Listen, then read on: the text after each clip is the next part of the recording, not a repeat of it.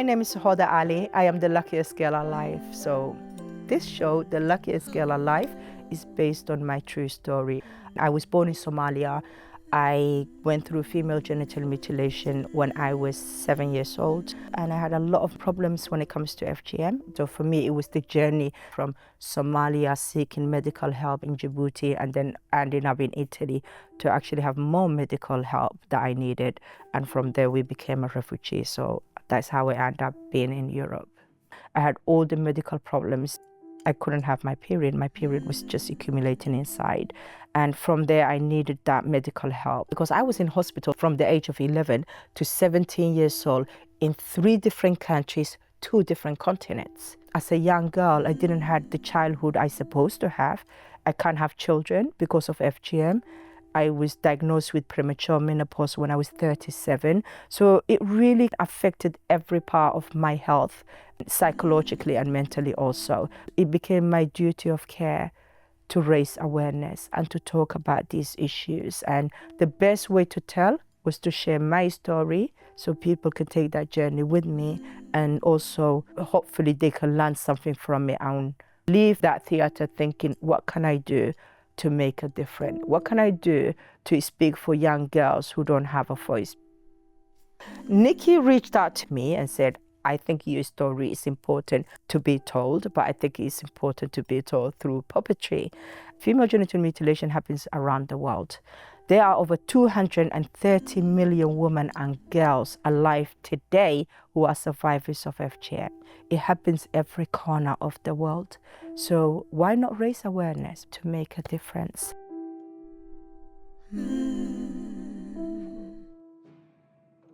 It first started when I was at university studying puppetry, and I was learning about puppetry's ability to address really difficult taboo subjects with such sensitivity. Simultaneously, I was meeting with a good friend of mine called Jacqueline, who was a researcher on FGM and a trustee of a charity called 28 Too Many. I proposed the idea to Jacqueline. Jacqueline took it to the board of 28 Too Many, of which Hoda was also a member. And Hoda straight away offered her story to the project. And that was what started my connection, my friendship with Hoda. The project began as a university project, specifically on verbatim puppetry. Verbatim theatre is so important because it provides that authenticity to a show. The person whose story it is, whose lived experience it is, their words are being used exact.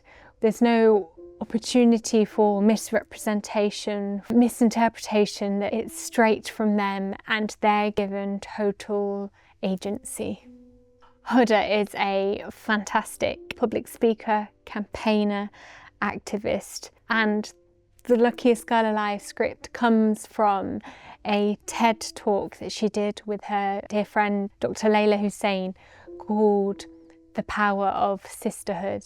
And this show is a transcript of that talk. So right from the start, Hoda had full agency, and our lecturer Sean Myatt, one of the leading puppeteers in the UK, he did the puppetry in the opening ceremony of the London 2012 Olympic Games. He toured with Kate Bush as a puppeteer. His CV is extensive. Sean's belief in the project, in its potential, really shaped it, and that belief has become really key in where the project is now.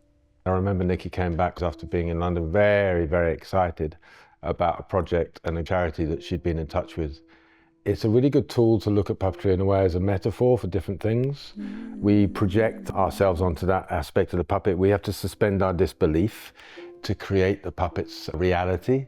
So there is a connection and non-connection at the same time. It's not necessarily an actor doing it, it's a puppet doing it. The puppets and how they're designed, how they're made, how they move, the scale of the puppets, all of that is been chosen by Nikki originally, and how that was brought in as part of the design process. Because you've not only got puppet, you've got objects, you've got landscapes being created, you've got the intersection of different aspects of scale, and because of the drama that's being created on stage, the puppet is a very useful tool to take you through very, very different stages of Hoda's story. Somalia is actually a land of poetry. Growing up, we always had theatre. It's called riwayat, so we don't go to the cinema, we always go to the theatre. So the reason that I love the puppetry and the storytelling is that it's part of my life, it's how I grow up. From the old to the young, it is something people can understand. I'm sharing my story to raise awareness, but there are millions and millions of women who don't have that voice. Who speaks for them? Who helps them? One thing the industry sometimes lacks is the authenticity in stuff. Like, people love telling other people's stories without actually letting the people from those places tell their story. So I think with this project, what is beautiful about it is that they have people from that culture, including myself, including Hoda, to come and console and helping and telling people and guiding people through it is very important, because if you're going to tell a story, you need to ask us, because that's the only way to tell the story authentically, is if you have people from those places helping you and also giving you their blessings, because it's a vulnerable thing sharing a story and sharing your culture but not having no voice in that, and I think that's what makes the story beautiful. It was absolutely amazing to be able to work with Hoda in the show, and not only is it her story but it's also her culture. She's lived it, and to incorporate pieces of that culture was very, very important to her. Her culture informs so much of how Hoda is as a person. It made sense for us to really learn about her culture, and the play that we had in the show, the routines and the music, it just fed completely in together in how you perform on stage, not just as an actor but as the puppet itself. We're using so many different styles, from social, dramatic, to fantasy play, to even kinesthetic learning, even the way the puppet is looking at one another and looking at the space between, creating those proxemics between characters. It's incredible. You have a puppet and a person, and it's looking at this relationship of puppet and person together. And I think it holds integrity as a story. It holds so many different pieces of, I think, a young girl's brain, and looking at someone's whole entire story. I really think that every single person will be touched by this beautiful story, and it's heart-wrenching. It's got those moments of tranquility, but then it's got those moments of disaster. It is an immersive piece. The music in The Luckiest Girl Alive hopefully acts as some extra glue between the actors, the puppets, and the audience. It was probably most helpful to actually meet Hoda and see her energy and hear bits of her story firsthand, because she's such a vibrant person. So I hope that the music helps to suspend the outside world even further and bring everybody into the story in a deeper way. The question is, how do I feel seeing The Luckiest Girl Alive come alive? And it was emotional, I'm not gonna lie, very emotional, because I want you to imagine, I always pictured this in my head. This play we're watching, this Luckiest Girl Alive, I played that in my head. So for me to see all these people get together to tell my story, the little Somali girl, to see her story being told for people who really care, people who actually want to make a difference, is very, very emotional. And I think that also we can touch a million more women and girls.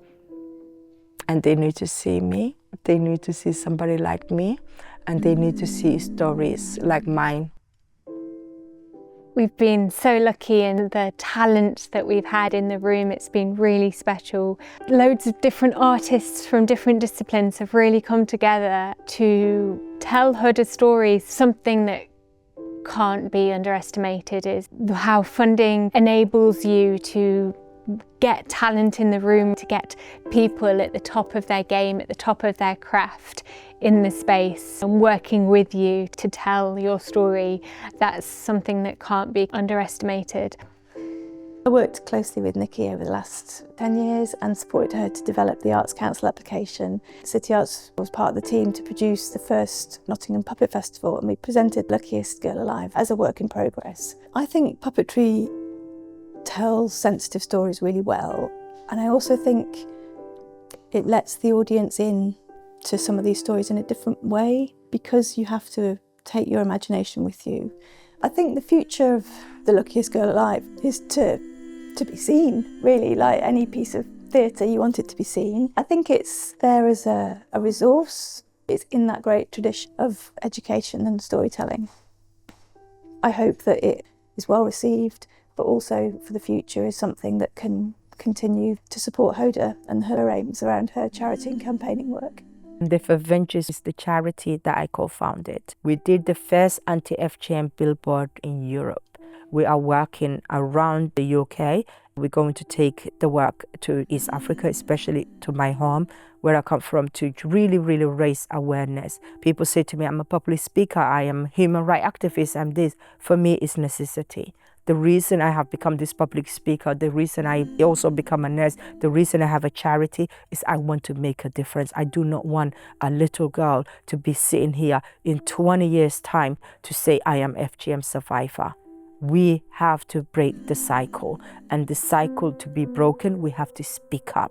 And speaking up is not just for women, it's everybody. It's the man, it's the woman, it's the girl, it's the boy, it's your son, it's your daughter, it's your grandmother, everybody. We need to educate each other, but also we need to speak up. So for me, I didn't choose this route, whatever title I have been given, but my title is, I am Hoda Ali, and I'm an FGM survivor, and I will never shut my mouth until we end FGM as a society, as a world. Right now, that is my duty. So important, Hoda, as a survivor, leads this story and leads the fight, the campaign to end FGM, because survivors being at the forefront holds such power, and it also means that they're there as hope, as role models. In talking about her story, Hoda is that voice for all women and girls who have gone through the same thing that she has. In what is otherwise undiscussed, taboo, she is there, that force to be reckoned with, that force for change.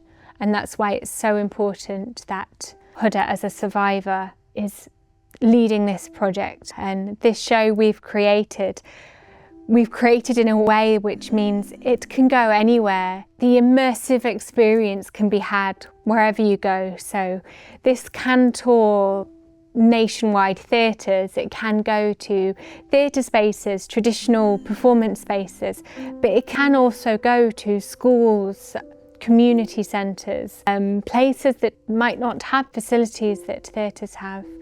And in addition to that, we want to go beyond the national borders. We want to take this show international. So we have big dreams for this show. The dream, it's a big dream. The dream is to take The Luckiest Girl Alive to Kenya, hopefully to Somalia, Somaliland, Djibouti, but that is the dream because it's an educational piece. This is not just the play. This is not just because it's a puppetry and it's a play. It's an educational piece that people need to really understand. And this is not also a fiction. So it's a real life story. So the dream is we're gonna go international and we're gonna make a difference and we're gonna end FGM regardless, no matter how long it takes, as long as all of you come with me, join me, walk with me, we're gonna end this. There is no question about it. We will end it.